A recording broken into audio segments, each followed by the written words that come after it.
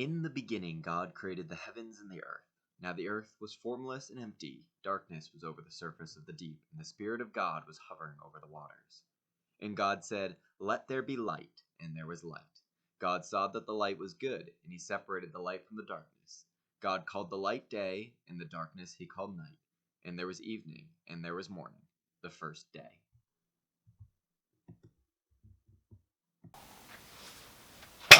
Oh, now, Clarity, are you down here? Why are the lights off? Yeah, I'm here. Sorry about the lights. A bulb went out, and I was actually just looking for the flashlight so I could replace it. Well, did you find it? Yeah, I got it right here. But wait a minute, though. Wait, for what? It's just so dark in here. I mean, I can't see anything. It kind of reminds me of the beginning of the creation story. Okay, but could we turn the flashlight on? I feel a Bible story coming on here. And I'm not a big fan of the dark. Sure, here. Wouldn't want you to be scared. I'm not afraid of the dark. I just prefer the light. Of course. Anyways, with all those lights out, it reminded me of when God created the world.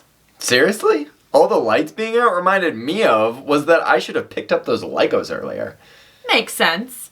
I was thinking that even though it was dark and I couldn't see anything, everything was all still out there. But did you know that when God created the earth, it was dark, but there was nothing out there at all? Really? Nothing? No stars or planets or anything? Nothing. The Bible said that there was only a void and that the darkness was over the face of the deep. The Spirit of God was there, though, just hovering over the waters. Aha! What? So there were waters. You said nothing. You know what? You're right. You know, the Bible starts on the day God created the earth, but I suppose he could have created other things like those waters earlier, before we even started the Bible. Oh yeah, I guess that makes sense. So God was there, just hovering over the waters in the dark, and he said, "Let there be light." And there was light. Nice.